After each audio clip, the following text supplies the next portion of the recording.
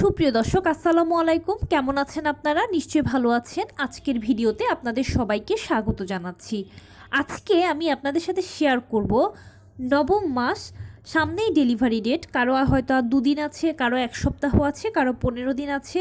কিন্তু এরই মধ্যে দেখতে পাচ্ছেন যে আপনার কোমরে তলপেটে ব্যথা করছে। আবার এক একজনের এক এক ধরনের স্রাব যাচ্ছে। কারো তরল স্রাব পা দিয়ে গড়িয়ে পড়ছে, কারো দুধের স্বরের মতো ভাঙা ভাঙা স্রাব যাচ্ছে, কারো বা আবার দেখা যাচ্ছে থকথকে জেলির মতো স্রাব যাচ্ছে, ইত্যাদি বিভিন্ন রকমের স্রাব যাচ্ছে।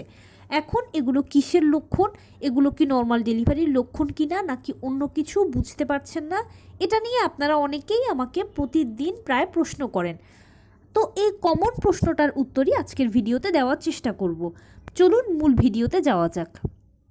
বাই দ্য ওয়ে, মূল ভিডিওতে যাওয়ার আগে একটা কথা বলি। আমি আমার চ্যানেলে pregnancy related, specially normal delivery related অনেক ইম্পর্টেন্ট তথ্য ভিডিও আকারে শেয়ার করে থাকি। এই তথ্যগুলো আমার পার্সোনাল এক্সপেরিয়েন্স ও আমার ডক্টরের সাজেশন থেকে নেওয়া। তাই আমার চ্যানেলটিকে যদি একবার আপনারা ভিজিট করেন, তাহলে আপনারা আপনাদের প্রশ্নাতীত মনের অনেক প্রশ্নের উত্তর পেয়ে যেতে পারেন।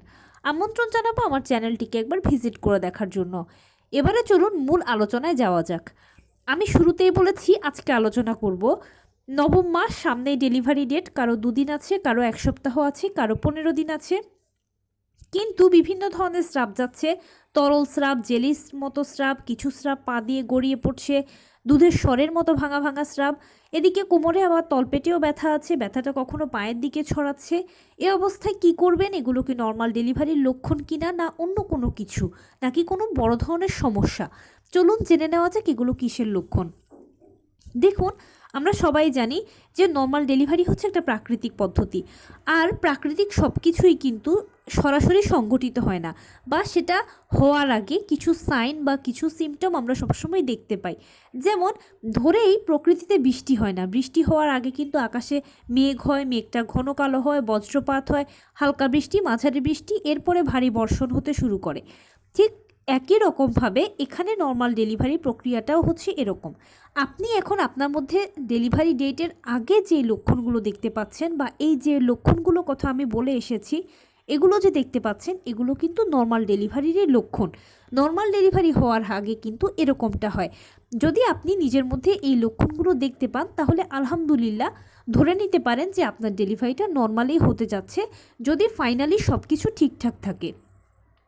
নর্মাল ডেলিভারির জন্য বেসিক্যালি মা ও বাচ্চা উভয়ের কিন্তু ফিটনেসটা সবথেকে বেশি প্রয়োজন। যেমন মা যদি মোটামুটি সার্বিকভাবে সুস্থ হন, আর বাচ্চারও যদি গর্ভের ভেতরে মোটামুটি সে সুস্থ হয়, তার প্লাসেন্টা, পজিশন, পানি সব কিছু যদি ঠিকঠাক থাকে, তাহলে ইনশাল্লাহ ডেলিভারিটা নর্মালি হতে পারে। এবং সেই সাথে এই সিমটমগুলো যদি দেখেন, তাহলে তো এটা আপনার জন্য আরও বেশি বোনাস সুখবর। আপনার ডেলিভারিটা ইনশাল্লাহ হয়তো বা নর্মালেই হতে চলেছে, সেই জন্যই তার আগে এই ধরনের সাইন দিচ্ছে। এই ধরনের সাইন হতে হতে একটা পর্যায়ে দেখবেন যে আপনার পিরিয়ডের মতো শুরু হয়ে গেছে, ভেজা ভেজা লাগছে, হয়তো চেক করলে দেখবেন যে পিরিয়ড বা বাদামি স্রাব যাচ্ছে। পিরিয়ড বা বাদামি স্রাবটা একেবারে আমাদের পিরিয়ডের প্রথম দিনের মতো। নর্মাল সময় আমরা পিরিয়ড হলে যেরকম প্রথম দিন হালকা বাদামি বা হালকা গোলাপি বর্ণের ব্লাড যায়, এখানেও ঠিক সেরকমটা যাবে। যেতে যেতে এর সর্বোচ্চ 24 ঘন্টার মধ্যে আপনার পানি ভাঙতে শুরু করবে। পুরো 24 ঘন্টা লাগে না, কারো কারো 5-7 ঘন্টাতেও পানি ভাঙতে শুরু হয়ে যায়, কারো 13-14 ঘন্টাতেও হয়ে যায়। এক একজনের এক এক সময় লাগে। 2-1 ফোঁটা করে যখন পানি ভাঙবে, বা তার থেকে কারো একটু যখন বেশি পানি ভাঙবে, এর 24 ঘন্টার মধ্যে দেখবেন যে আপনার পেইন এসে যাবে। পেইনটা প্রথমে হালকা, তারপরে মাঝারি, এরপরে ভারী হবে। একটানা পেইন কখনোই হবে না, কারণ এই পেইনটা হচ্ছে একটা মিষ্টি মিষ্টি একটা অনুভূতি। কারো কারো ক্ষেত্রে 10 মিনিট পরে পরে আসে, কারো কারো ক্ষেত্রে 15 মিনিট পরে পরে আসে, কারো কারো ক্ষেত্রে আবার আধা ঘন্টা পর পর পেইন আসে। যখন ভারী পেইনটা হবে, তখন জরায়ুর কন্ট্রাকশন শুরু হবে, মানে জরায়ুর সংকোচন প্রসারণ হবে। অনেকে হয়তো এখনই বা এই মুহূর্তেই দেখতে পাচ্ছেন এই সময় যে আপনার পেট শক্ত হচ্ছে, আবার নিজে নিজে ছেড়ে দিচ্ছে। এটা আসলে ওই যে ডেলিভারির সময় কন্ট্রাকশনটা হবে, সেটারই প্রিপারেশান হচ্ছে। এই কন্ট্রাকশনটা মানে হচ্ছে বাচ্চা মাথা দিয়ে ভেতর থেকে চাপ দেওয়া শুরু করে দিয়েছে। পাল্লা দিয়ে বাহিরে থেকে ডাক্তারও আপনাকে চাপ দিতে বলবে। আপনাদের মা ও বাচ্চা উভয়ের মিলিত চাপে ডেলিভারি কাজটা সম্পন্ন হবে, আর প্লাসেন্টা ডেলিভারির মাধ্যমে সাকসেসফুলি আপনি আপনার নর্মাল ডেলিভারির জার্নিটাকে শেষ করতে পারবেন।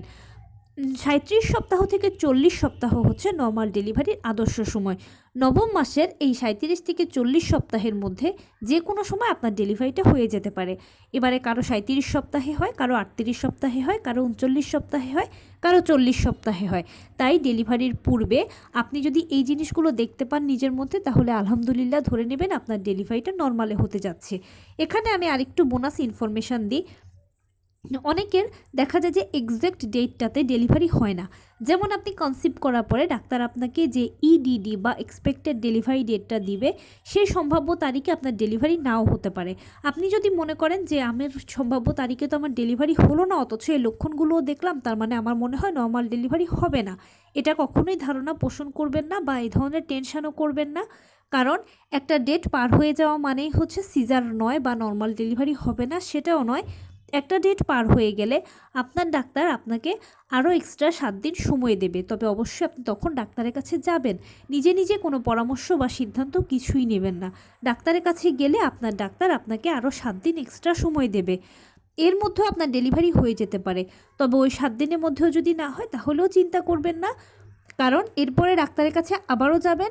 যাওয়ার পরে আপনার ডাক্তার আপনাকে এক্সট্রা 2 দিন, 3 দিন বা আরও 5 দিন সময় দেবে, তার মধ্যেও ডেলিভারিটা হয়ে যেতে পারে। এভাবে করে ডাক্তার আপনাকে সর্বোচ্চ 40 সপ্তাহ পর্যন্ত অপেক্ষা করাবে বা আপনার হাতে অপেক্ষা করার জন্য 40 সপ্তাহ সময় থাকবে। তবে 40 সপ্তাহ যদি শেষ হয়ে যায় তখন সেক্ষেত্রে আর অপেক্ষা করাটা রিস্ক হয়ে যাবে বা ডাক্তাররাও অপেক্ষা করার পক্ষে থাকেন না, খুব একটা সাপোর্ট করেন না। এর কারণ হলো 40 সপ্তাহ পরে বাচ্চাদের মায়ের গর্ভে অক্সিজেন লেভেল কমতে থাকে, বাচ্চা মায়ের গর্ভে টয়লেট করে দেওয়ার একটা প্রবণতা থাকে, ইত্যাদি বিভিন্ন সমস্যা থাকে, যার মধ্যে মেজর প্রবলেম হচ্ছে বাচ্চা মারা যাওয়ার একটা বড় চান্স থাকে। সেই জন্য 40 সপ্তাহ পরে সাধারণত সিজার করানো হয়। তবে কিছু কিছু বাচ্চা দেখা যায় খুব অ্যাক্টিভ এবং মাও যদি ভালোভাবে সাপোর্ট করতে পারেন বা মাও খুব একেবারে অ্যাক্টিভ আছেন, এই ধরনের যদি হয় তখন সেক্ষেত্রে দেখা যায় যে ডাক্তাররা তাদের সাথে যোগাযোগ করে 41 সপ্তাহটাও দেখেন। অনেকের আবার 41 সপ্তাহেও ডেলিভারি হয়ে যায়, সেটা ডিপেন্ড করে পেশেন্টের কন্ডিশনের উপরে আর তার বাচ্চার উপরে। তো এই ছিল আজকের ভিডিও। কেমন লাগলো বলুন? যদি ভালো লেগে থাকে ও হেল্পফুল হয়ে থাকে তাহলে প্লিজ লাইক, কমেন্ট, শেয়ার করতে একদম ভুলবেন না। আর সেই সাথে আমার চ্যানেলটিকে সাবস্ক্রাইব করার বিনীত অনুরোধ রইল।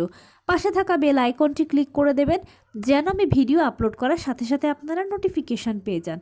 যদি কোনো প্রশ্ন থাকে তাহলে কমেন্টসে জানাবেন, আমি রিপ্লাই দেব। প্লাস যদি কোনো পরামর্শ থাকে যে কোন বিষয়ের উপরে ভিডিও বানালে আপনারা উপকৃত হবেন সেটাও জানাবেন। আমি আপনাদের পছন্দের সর্বোচ্চ প্রায়োরিটি দেব। ভালো থাকবেন, সুস্থ থাকবেন। আসসালামু আলাইকুম।